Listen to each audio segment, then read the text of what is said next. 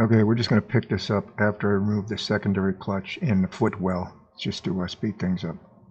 Yeah, so that comes out easy. There's 4 bolts on the top here, 1, 2, 3, 4, and there's 2 bolts underneath that you got to get to, and that whole footwell comes out as 2 pieces. There's a little saddle there and this piece here. Now there's a connection here that I've already unplugged. Let's see if we can get a light on. So I've unplugged the this little connection here. That's for you know, this switch that tells you know, your dashboard whether you're in reverse or not. And where's the other one? Oh, inside here, that's just a little where we at? Push tab here, comes out of the hole. Now getting the solenoid out, it's looking like we have to so there's a hole there, right? We can go there and get oh, by the way, those were T30s, and that looks like a T30 as well, so it looks like everything's a T30, but there's a hole there. We can get access to that, but as you can see, there's 2 more hidden holes, and from investigating a little bit underneath, I guess I have to go this way. You see them black you know, that look like rubber tips there? Those probably just pop right out, and then we can access, same thing, just like this hole, we'll be able to get to, you know, the 2 that are in there. Actually, you could see the plastic ends to them if it would focus there. I think you can see what I'm talking about there, those 2 guys. Yeah, so I was able to get up there and just pry them out. They come out real easy. So it's just the 2 we need. There is a 3rd one up there in the middle. Where is it? It's oh yeah, back there underneath. I don't think we're going to need that one because it's just to the outside of this. That's where the middle one goes. Okay, that is by far the most hideous thing I've ever seen. So the top one, I don't know if you can see that bolt in there. I had to break it off. So the bottom one and this one here you can get to, right? And just a tool like that, you know, with a Torx. It was a 25, not a 30. Just with a Torx. Those 2 came right out. The top one, what a nightmare. And it's not out yet. And it is the worst one. In terms of, like, they used blue Loctite, of all things. You probably can't see it, but blue Loctite holding all that stuff in. You could just see it there. So this one eventually stripped out the head, right? Here's how long the bolt is, right? This thing is like 4 miles long. And like I said, blue Loctite. So, and it's a Torx, right? Worst case scenario. So what I ended up doing is I got a Torx bit into the thing and used, this is to crack it loose, used a 1/4-inch wrench. So the 1/4-inch wrench just goes over the hex shaft of the Torx bit. Again, just to crack it loose, and then you can go from there. And you got to reach up in there from underneath, right? I don't know if you can see that way up there. And I cracked it loose, and then I was able to get a 1/4-inch socket and a 1/8-inch ratchet on. Where'd it go? The one I stripped out. This one's not looking too good neither. So that scenario worked good, and I was using that, and I got it that far out, and then it just started stripping the head out because you can't get enough torque on it. So what I ended up doing, the reason that that plastic is there, because I got the other 2 out, I ended up just taking a tool like that, and it's just plastic, and breaking that ear off so I can get the unit out. Now I'll probably end up breaking the rest of that plastic off so I can get maybe some vice grips in there if I have to, but I'm going to still work on this. I've got to get that bolt out, and for the life of me, come on, blue Loctite. And again, I got the new piece here, but I didn't test anything. I just assumed it was the motor, because this motor is Arctic Cat stock piece, and like I said, I just smashed on it and broke shit just to get it out of there. So we have to put the new one in, and this is aftermarket. Obviously, it doesn't say, you know, and I'll test that too and make sure that works before I put it in. At least that looks like it's stainless. Oh yeah. That thing seems like it's seized. I don't know. Oh, that was ridiculous. So I ended up using some heat, and that did a trick. So we got it out of there. That fella there, it's probably still hot. So what ended up happening is, you know, the end of it got stripped, and then you're screwed. Literally. And then this thing fought to the bitter end. Bitter end. Using heat, though, did do the trick. And now we can put everything back together. I did loosen up, where'd it go? That one switch was stuck. So, hold on a second. Oh, there it is. Ended up lubing this up. So this thing was not work, and you push it in, it would stay in. So now it's, popping back out. And again, this is just when this arm goes, that mechanism pushes against, this just to, on the dash, light up your R for reverse. But I'm going to blow all this out, and I'm actually going to add some lube to that, down here, that little stem there that's rusty. And then we're going to put things back together, but in the meantime, this is the plastic I had to melt off, cut it off, melt it off, whatever. So what a nightmare. What I'm going to do is I'm going to try to go to the part store and get this size, whatever this, I'm not even going to guess. It's a fine pitch, obviously, but yeah, even that one's a little bit funky looking. Get it with a regular hex, because there's room in there, to put a hex through, right? Hopefully. Not that we have to go through this. Your tool has to go through the hole. We're out here, so I once this thing is bolted up, there's room inside. In other words, the new piece, you see what I'm saying? It doesn't really matter that it's a, whatever these are, Torx 25. We'll make them, where's the cap to that? We'll make them a head so we can get a wrench on there if we have to. Yeah, there's plenty of room. There should be plenty of room. We'll see. I'll get something that's going to work, because that's just ridiculous. So I always have to get to the bottom of why things don't work. So I took the solenoid cover off, right? Like, it shouldn't be that hard to get out. So here's what I think was going on.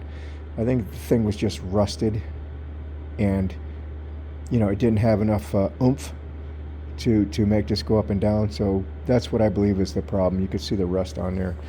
It just gets stuck in there. That's my guess. I don't know. I'm gonna break this thing apart and see if the bottom of it is actually rusted like I think it is. Let me break something. I'm gonna switch hands. I'll probably have to flip this around in the edit mode. Let's see if we can break something. I want to get to the bottom of it. Okay. So that's, I think, what was going on. So the rusty, which is plastic, that is plastic. So you can see in there, that it's just gummed up with rust. That's what I think the problem is. So I was gonna use the hex, but I can't, because it's by the way, it's number 1032 pitch there. We can't use the a regular bolt, because the socket's not gonna quite clear. It's too close. So I did get some stainless, Phillips stainless, and I'll put some a lock washer on there, and that'll work, and we can get a bit in there that way. So let me put this thing back in with some new screws, and these old screws. I'm not going to use the Loctite. that was what the problem was. So I greased everything up, not greased, fluid filmed some of the arm there, and we'll fit this thing back in. It doesn't quite fit. Here, I'll kind of show you. It doesn't quite fit easily. You kind of gotta get it started at an angle here, where you get that hole. I don't know if you can see that hole. Let me show you. Get it back out. It's because of the gear. There's a hole right above the arm with the gear on it, and that's where that pilot hole there. So we kind of just got to start it, get it around. I don't know if you can see in there. Once it's in the hole there, then we can work it in. And then we'll just jack it up.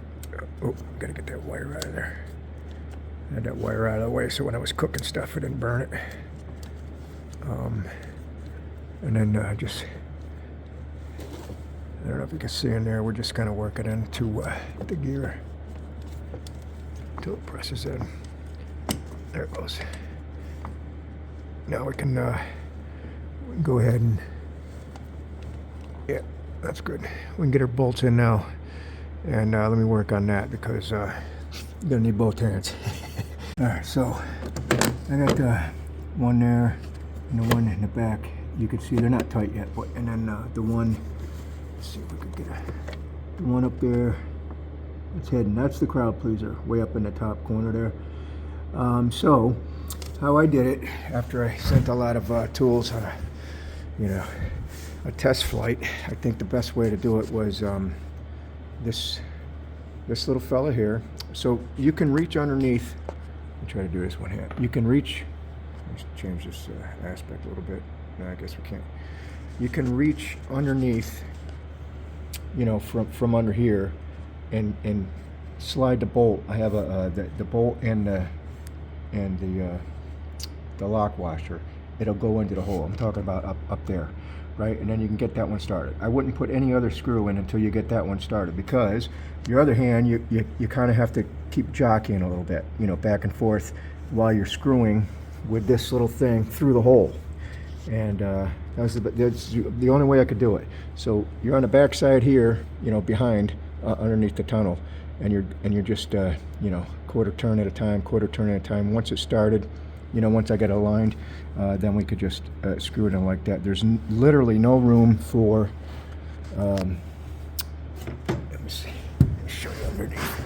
There's no room to get any tool up there except for this little guy, without removing the track and without removing because that part of the the bar here, the rusty bar that's welded.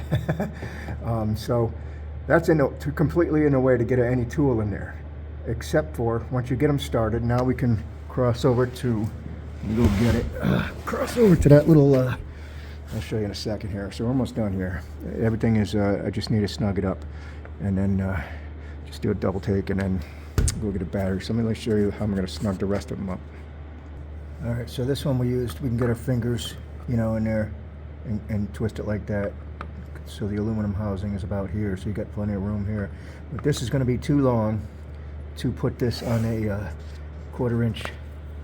This is a quarter-inch little stubby guy, because we got to work around the track.